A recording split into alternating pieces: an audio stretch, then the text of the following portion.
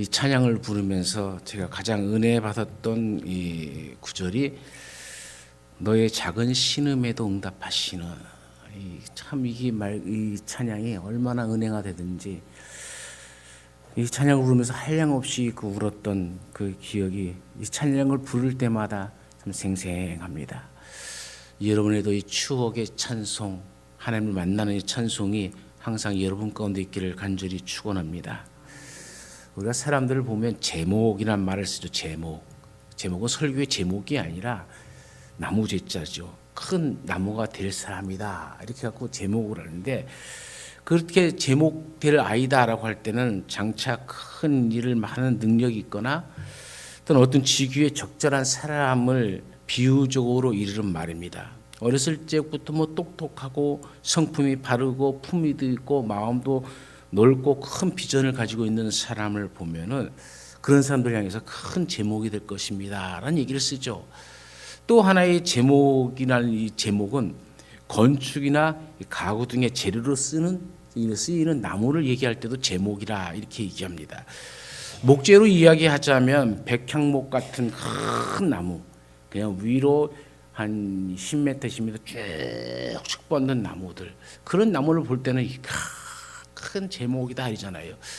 우리나라가 남대문이 불탔을 때에도 그 제목을 구하기 위해서 경상도 지역까지 와갖고 금송이라는 소나무를 비워갖고 그걸 다 가꾸고 하고 진을 다 뺀 다음에 남대문을 건축했죠. 그 나무를 볼 때마다 사람들은 큰 제목이다. 여러분, 제목이 된다는 것은 다시 말하면 나무로서는 큰 힘을 지탱할 수 있는 능력이 있어야 되고 내구성도 튼튼해야 되고 또 곧게 자라야 제목이다 이렇게 얘기를 하죠. 우리나라에는 금송이란 참 좋은 나무가 있어서 제목을 얘기할 때 얘기가 쉽습니다. 자, 이런 좋은 나무들이 이스라엘도 많아요. 백향목이란 나무도 있고 여러 가지 나무들도 많아요. 그런데 주님은 오늘 이 포도나무 이야기를 합니다. 여러분, 포도나무를 볼 때 여러분은 제목으로 보이십니까? 제목이 될 만한 나무인가요? 이 나무는 건축에도 쓸모없는 나무고요, 예술품으로도 별로 쓸모없는 나무입니다. 오직 포도나무의 존재 이유가 있다면 아마 열매겠죠. 포도를 결실치 않는 포도나무는 더 이상 쓸모가 없기 때문에 주인은 과감히 베어버립니다. 예수님은 열매 외에는 별로 쓸모없는 이 포도나무를 보시면서 하나님을 이 포도원의 농부로, 예수님 자신을 포도나무로, 그리고 우리를 향해서 가지라 이렇게 말씀하십니다. 많은 나무 중에 주님은 왜 하필이면 포도나무 비유를 말씀하셨을까요? 그것은 바로 우리 그리스도인들의 존재가 그와 같다는 겁니다. 제목으로도 그 어떤 것으로 쓸 수 없기 때문에 오늘 요한복음 15장 6절에는 그 하반절에 사람들이 그것을 모아다가 불에 던져 사르느니라 그러잖아요. 쓸모없기 때문에 그것들 다 잘라버린 다음에 불에 던져 살라버리는 그와 같은 존재라는 것이죠. 그러니까 포도나무의 가치는 포도나무에 붙어 있어야 되는 것이고 또 열매를 맺어야 되는 거예요. 그렇다면 오늘 우리가 맺어야 하는 열매는 어떤 열매이겠습니까? 요한복음 15장을 통틀어서 보면은 이 해석이 명확하게 나옵니다. 12절 말씀에는 내 계명은 곧 내가 너희를 사랑한 것 같이 너희도 서로 사랑하라 하는 이것이니라 말씀하시고, 17절에도 내가 이것을 너희에게 명함은 너희가 서로 사랑하게 하리 함이니라 그래요. 서로 사랑한다는 것은 유무상통한다는 것입니다. 우리가 남자들이 여자한테 청혼할 때 경상도 사람들이 하는 말이 내 알을 낳아도, 이 말도 죽이지만 내 통장 맡아줘 하면서 통장을 탁 집어 던진다는 거예요. 재산이고 뭐고 다 당신에게 맡길 테니까는 당신과 나는 이제 하나야, 그런 의미가 있죠. 이것이 사랑이라는 의미죠. 이런 모습은 초대교회에서 아름다운 모습으로 나타났죠. 재산을 자기 것으로 여기지 아니하였고 또 높은 자리에 오르려고 했던 그 제자들이 낮은 자리로 내려가는 모습, 그런 모습이 바로 사랑의 모습 아닙니까? 우리의 삶 속에서도 이와 같이 결실하지 안 되는 열매가 있다면 그건 바로 사랑의 열매라는 거예요. 이 사랑의 열매는 해도 되고 안 해도 되는 것이 아니라 올바르게 가장 많이 맺어야 할 열매라는 겁니다. 주님께서는 우리를 향해서 그래서 서로 사랑하라는 것을 이 포도나무 비유를 통해서 우리에게 가르쳐 주는 겁니다. 우리가 주님이 원하시는 이 서로 사랑하는 열매를 맺기 위한 그런 삶을 살기 위해서는 몇 가지가 반드시 필요합니다. 그 첫 번째가 나뭇가지는 곁에 있는 나뭇가지를 피하지 않아야 된다는 거예요. 못마땅한 가지가 곁에 있을 수가 있죠. 못난 가지 곁에 자신이 유치할 수도 있습니다. 그러나 어떤 경우라도 가지는 내가 너 마음에 안 드니까 내가 딴 데로 갈 거야 하면서 떨어져서 딴 데로 가는 법이 있어요? 없어요? 없습니다. 떨어지는 순간 가지는 죽은 겁니다. 어떤 경우에도 가지는 붙어 있습니다. 이웃한 자기의 가지 곁에 있는 것, 그것이 자기 자신의 사명임을 알고 언제나 그 자리에서 꿋꿋하게 지켜나가잖아요. 같은 나무의 가지들에게는 바로 이것이 서로 사랑하는 것이기 때문에 그런 겁니다. 이 말 못하는 식물들도 이 잘 아는 것을 말하는 인간, 만물의 영장이라는 인간만이 행하지를 못해요. 포도나무를 비롯해서 모든 나무까지 공통적으로 적용하는 하나님의 법칙 아닙니까?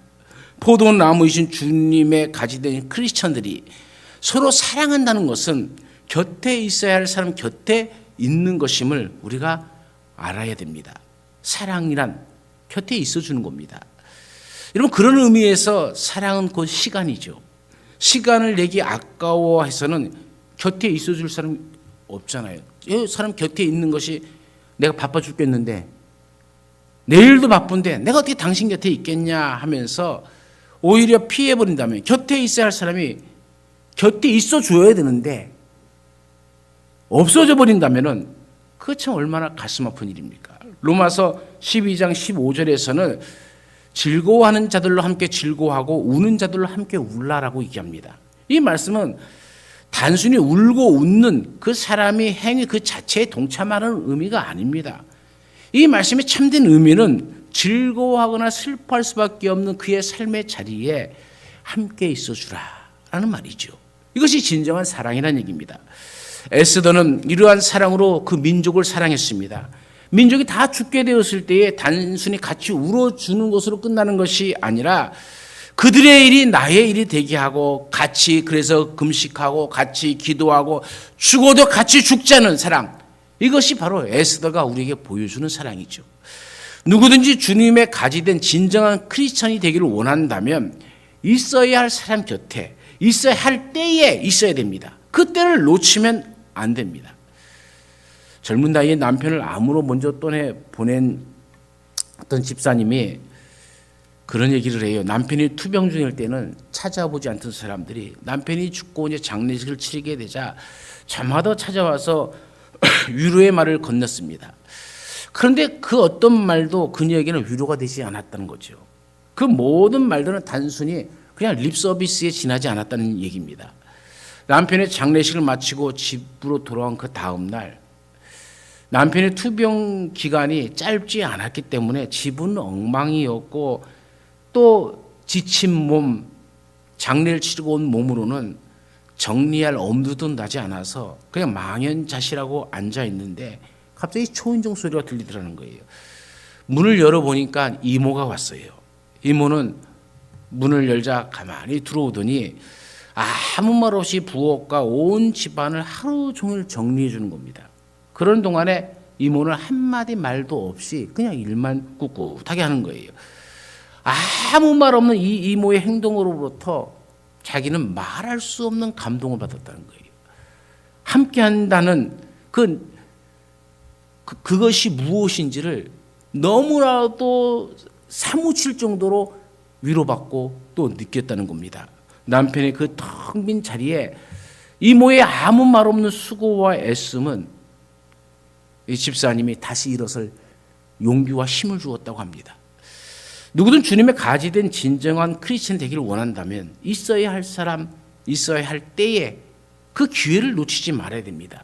그 때를 놓치지 말고 항상 나를 사랑하는 그 사람의 곁에 두는 것, 그것이 바로 사랑입니다.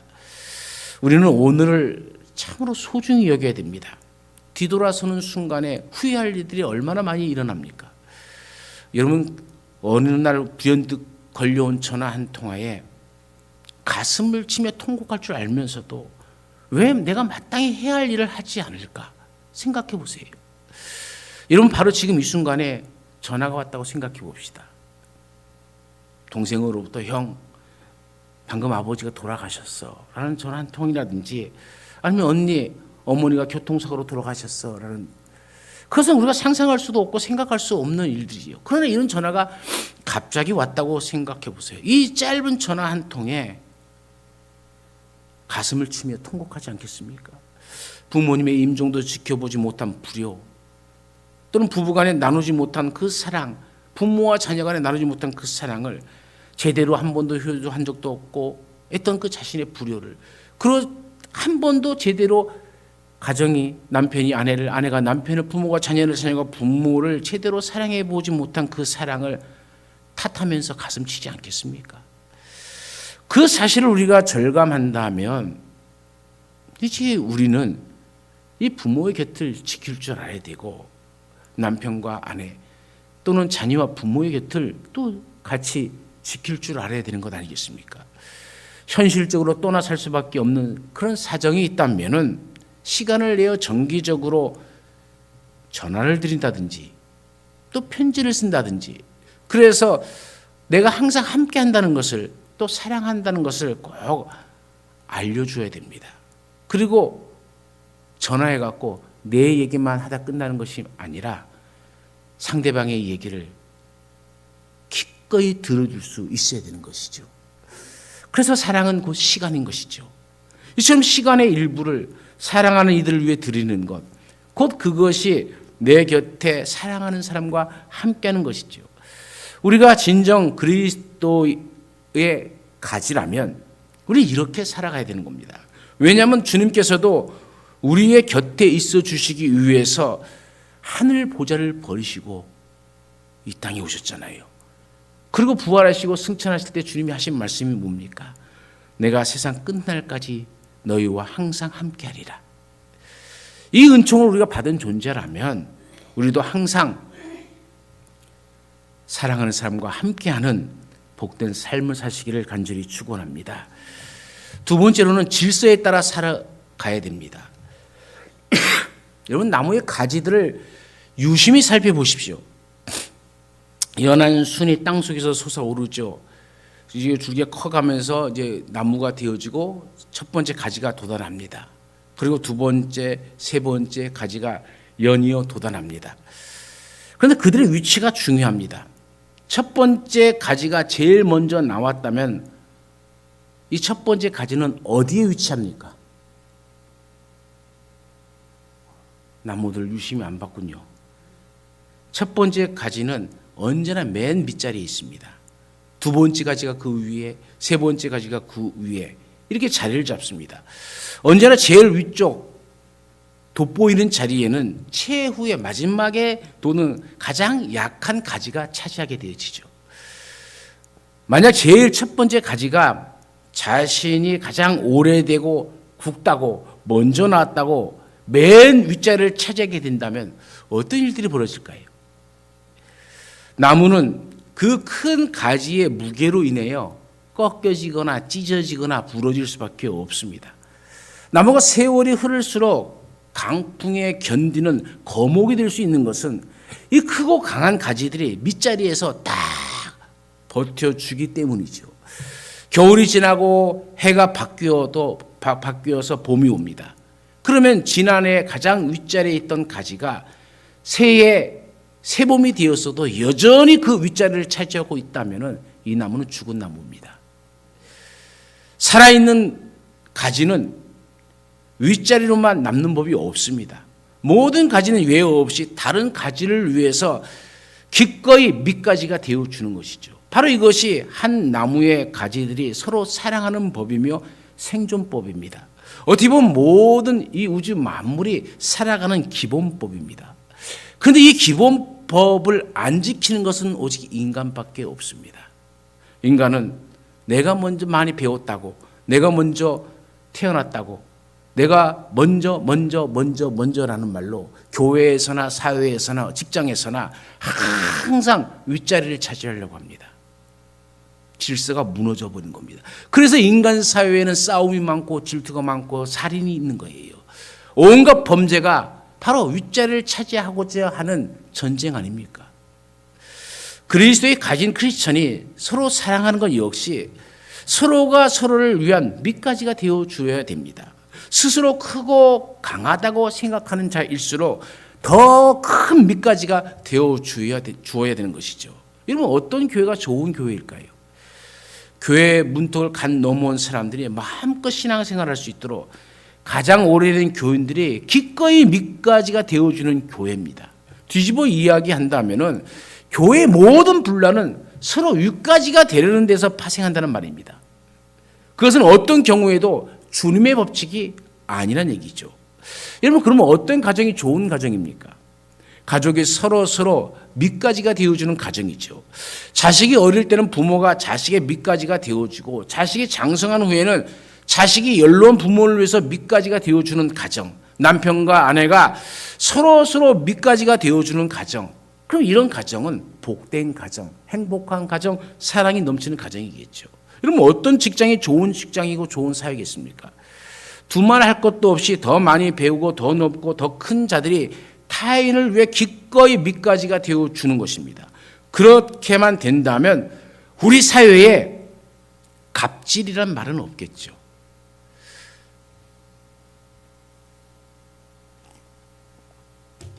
제가 지금까지 말씀드린 것이 이해가 되십니까? 만약 제가 지금 이 설교를 조선시대에 했다면 나는 역적으로 몰려 죽습니다. 그렇지 않습니까? 기독교의 생각, 기독교의 사상, 모든 것이 평등하고 모든 높은 자가 낮아지라는 이 말은요, 조선시대 학문으로는 이해가 안 되는 거예요. 그래서 그렇게 복음을 전하다가 잡혀 죽은 사람들이 조선시대 때 많아요. 그래서 제가 이렇게 말씀을 전해도 안 죽는 것은 참 은혜다, 그렇게 생각합니다. 여러분, 마태복음 20장 25절부터 28절에 보면 예수님이 제자를 불러다가 세 가지를 나누어서 말씀을 합니다. 그 첫 번째가 이렇게 얘기해요. 가라사대 이방인의 집권자들이 저희를 임의로 주관하고 그 대인들이 저희에게 권세를 부리는 줄 너희가 알거니와. 그래. 세상 사람들에 대해서 얘기합니다. 그리고 두 번째, 제자들에게는 이렇게 얘기합니다. 너희 중에는 그렇지 아니하니 너희 중에 누구든지 크고자 하는 자는 너희를 섬기는 자가 되고 너희 중에 누구든지 으뜸이 되고자 하는 자는 너희 종이 되어야 할 것이다 라고 말씀하세요. 그리고 예수님이 자기 자신에 대해서 이렇게 말합니다. 내가 온 곳, 인자가 온 것은 섬김을 받으려 함이 아니라 도리어 섬기려 하고 자기 목숨을 많은 사람의 대속물로 주려 함이니라 그래요. 세상에 대해서, 크리스찬들에 대해서, 그리고 예수님의 오신 목적에 대해서 거꾸로 얘기하면 예수님이 오신 목적이 무엇인고, 그리고 그것을 따라가는 사람은 제자들이고 따르지 아니하는 사람은 세상이다는 거죠.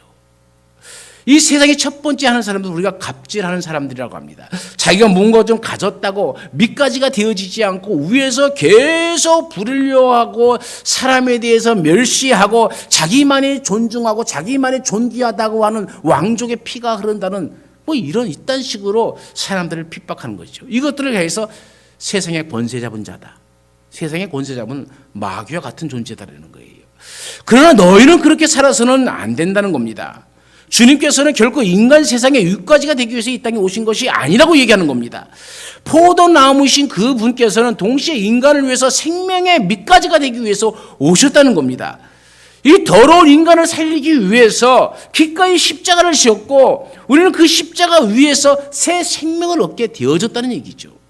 그러니까 우리가 밑가지 되신 예수님이 우리의 주님이시라면 우리도 주님을 본받아 스스로 밑가지가 되려는 자의 삶을 통해 살아가야 된다는 얘기죠. 너희 중에는 그렇지 아니하니 너희 중에 누구든지 크고자 하는 자는 너희를 섬기는 자가 되고 너희 중에 누군지 으뜸이 되고자 하는 자는 너희 종이 되어야 할 것이다. 여러분, 하나님의 관점과 세상이 보는 관점은 정반대입니다. 세상에서 섬김을 받아야 큰 자입니다. 그러나 하나님 나라에서는 섬기는 자가 큰 자입니다. 세상에서는 으뜸이 된 자가 큰 자라고 합니다. 그러나 주님의 나라에서는 기꺼이 종이 된 자를 큰 자라 얘기합니다. 오늘 우리는 신앙인입니다. 천국 백성입니다. 하늘나라에 들어갈 자입니다. 하늘나라에서 큰 자가 되기 위해서는 우리 스스로가 밑가지가 되어야만 된다는 것이죠. 기꺼이 다른 사람을 섬기기 위해서 내가 섬김의 자리로, 종의 자리로 내려가야 된다는 것이죠. 그것은 예수님께서 하신 명령입니다. 너희가 나를 따른다면, 너희가 나를 주님이라 얘기한다면 내가 너에게 보여준 그 삶을 너희도 살아가야 된다는 것이죠. 주님은 십자가를 지심으로 말미암아 부활하셨고 세상 모든 이름을 예수의 이름 앞에 무릎을 꿇게 하셨습니다. 하나님의 뜻이고 하나님의 섭리고 이것이 하나님 나라의 법칙입니다.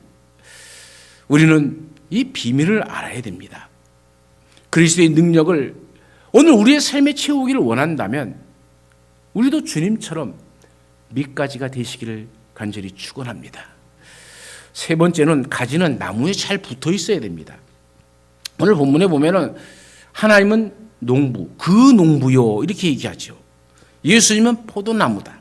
우리는 가지다. 이렇게 얘기합니다. 1절을 보시면 그 말씀이 나오죠. 내 아버지는 농부다. 여러분 그 농부, 나는 참 농부, 내 아버지는 농부라 얘기하시지만은 우리 성경에는 그냥 농부라 표현했지만은 영어 성경만 해도 거기에 정관사 더가 붙어 있습니다. 헬라어도 마찬가지죠. 근데 그걸 빼버렸어요. 왜 뺐는지 참 번역을 이거 다시 해야 된다 생각해요. 왜냐하면 농부다라고 하는 것은 많은 농부 중에 한 사람을 얘기하는 거고요. 정관사 더가 붙으면 유일하신 농부가 되어지는 거예요. 그런데 이 말을 왜 뺐는지 나는 이해가 안 됩니다. 하나님은 그 농부요, 유일하신 농부라는 거예요. 뭐 어떤 농부입니까? 포도나무에게 생명을 주고 그 가지를 가꾸고 돌보시는 유일한 나무, 유일한 농부, 그런 뜻이 되는 것이죠. 우리도 가지도 그 가지입니다. 포도나무에 붙어있는 그 가지가 되어지는 거예요. 그 농부라는 말이 우리에게 주는 의미가 이렇게 큽니다. 우리에게 생명을 줄 수 있는 유일하신 농부이신 하나님, 그분은 우리를 이끄시고 좋은 열매를 맺게 하기 위해서 기꺼이 수고를 아끼지 아니하신다는 겁니다. 우리 형국에는 배가 참 많이 생산되죠. 장신랑, 만삼길, 금촌주, 신고, 담배, 20세기 신흥, 또 일본에서 수입한 삼수 품종이 있죠. 신수, 행수, 풍수라는 그런 이 배 종류들이 많아요. 근데 배 종류들이 왜 이렇게 많아? 깜짝 놀랐어요. 내 눈에는 배는 배일 뿐인데 종류가 그렇게 많아요. 그래서 사실 저는 배 나무를 봐도 구분을 못합니다. 그런데 농부들은 배 나무를 보고 구분을 해요. 하나님도 마찬가지죠. 농부이신 하나님은 우리 하나하나를 모두 아시고 기억하신다는 거예요. 5절에서 예수님은 나는 포도나무에 너희는 가지니 저가 내 안에 내가 저 안에 있으면 이 사람은 과실을 많이 맺는다라고 하셨습니다. 분명한 것은 가지가 열매를 맺으려면은 나무에 단단히 붙어 있어야 된다는 거죠. 그러므로 주님으로부터 떨어지면 우리는 결코 하나님이 원하시는 열매를 맺을 수가 없는 거예요. 교회 출석하는 신자들은 두 가지 종류로 구분한다고 하죠. 한 종류는 처치맨, 다만 교회에 나오는 사람이라는 뜻이에요. 교회에 소속되어 있는 자들입니다. 교회 열심히 다닙니다. 세례를 주고 세례를 받은 후에 적당한 시간이 되면 서리 집사 주고 또 그럼 다만 교회에 소속되어지고 교회에 붙어있는 그냥 신자들, 이런 신자들은 오래되어 중직이 되는 날이 올지라도 영적인 열매를 맺을 수가 없게 되어집니다. 또 하나의 종류는 크리스찬입니다. 예수님께 붙어있는 신자라는 뜻입니다. 가지가 포도나무에 붙어있듯이 예수님께 철저히 붙어있는 그런 가지, 그런 신자들을 얘기합니다. 예수님이 주시는 말씀, 예수님께서 주시는 생수, 예수님께서 주시는 능력을 공급받아서 날마다 성장하는 사람이죠. 마침내 어느 날 그들의 삶에 예수님의 열매가 아주 탐스럽게 열리기 시작하는 겁니다. 우리는 주님이 오실 때까지 이렇게 예수님께 딱 붙어서 많은 열매를 맺는 자가 되어야 되지 않겠습니까? 미국에서는 세계적으로 유명한 두 가수가 있죠. 한 분은 엘비스 프레슬리라는 사람으로 한국에 있는 사람들도 지금 저의 연배 때 이 사람들도 엄청 좋아하고 따랐던 사람들이죠. 이 사람은 미시시피 강변에서 가난한 집 아들로 태어났습니다. 학교도 제대로 다니지 못했고요. 19살 때부터는 운전수가 되어서 한 주에 14달러를 받고 일을 했습니다. 그런데 그가 노래를 잘 불러서 점점 인기를 누리게 되어 나중에는 미국 역사상 최고의 수입을 벌어들이는 사람이 되었죠. 또 한 사람이 있는데 그는 엘비스의 친구인 벳이라는 사람입니다. 한 번은 엘비스가 쇼에 출연하기 위해 가다가 우연히 자기 옛 친구인 벳을 만났어요. 엘비스가 묻습니다. 어디 가냐? 벳은 얘기합니다. 선교 대회가 있는데 내가 거기에 찬송을 인도하러 간다. 엘비스가 비웃듯이 말합니다. 너 잘못된 건 아니냐? 쇼에 나가야 돈을 버는 것이지 그가 선교 대회에 따라다니면 누가 돈을 주냐? 여러분, 세월이 지난 후에 어떻게 되었습니까? 엘비스는 미국 최고의 수입을 올리는 인기 속에서도 그가 그의 일기장에 남긴 말이 무엇입니까? 나를 일주일만 평안하게 살게 해준다면 한 주에 100만 달러씩 지불하겠다. 그만큼 그의 삶은 불행했다라고 고백하는 거죠. 결국 그는 마음의 이 고통을 잊기 위해서 약물을 너무 사용하다가 42살에 사망하게 되었습니다. 그가 멤피스에서 죽었을 때 그 관 옆에는 꽃다발이 무려 500만 톤이나 되었다고 합니다. 그러나 그것이 무슨 소용이 있습니까? 그러나 벳은 비록 부유하고 화려한 삶을 살지 못했지만 찬송을 통해서 하나님께 영광을 돌리고 수많은 사람들에게 큰 감동을 주는 복음 가수로 즐거운 나날을 보내는 삶을 살았습니다. 여러분, 누가 복된 사람일까요? 한 사람은 세상에 붙어 있으면서 불행의 열매를 맺었지만 한 사람은 예수님께 붙어 있으므로 기쁨의 열매를 맺는 자가 되었습니다. 우리들도 예수님께 붙어 있어야 됩니다. 예수님께 붙어 있다는 것은 예수님이 내 안에, 내가 예수님 안에 사는 삶을 말합니다. 더군다나 우리는 오늘 이 사랑의 열매를 맺어야 된다고 주님은 말씀합니다. 세상의 열매는 영원한 것이 아닙니다. 영원히 가치 있는 것들이 아닙니다. 믿음, 소망, 사랑, 이 세 가지는 항상 있을 것인데 그중 제일은 사랑이다라고 성경은 말씀하고 있죠. 왜입니까? 천국에 가면 믿음은 완성되어집니다. 소망이 다 이루어지는 곳입니다. 그러나 사랑은 그곳에서도 계속하면서 살아가야 할 아주 중요한 것입니다. 그래서 사랑이 제일이다라고 얘기합니다. 여러분이 붙어있는 나무는 어떤 나무인지 한번 잘 생각해 보십시오. 돈의 나무입니까? 권력의 나무입니까? 인기의 나무입니까? 출세의 나무입니까? 여러분이 붙어있는 나무가 예수 그리스도가 되시기를 간절히 축원합니다. 우리가 포도나무이신 예수님께만 붙어만 있다면 과실을 많이 맺는다고 오절에도 말씀하고 있잖아요. 이 사람은 과실을 많이 맺나니. 주님이 그 나무에 내가 붙어 있으면 여러분, 내가 열매를 맺는 게 아니라 주님께서 맺게 해주신다는 거예요.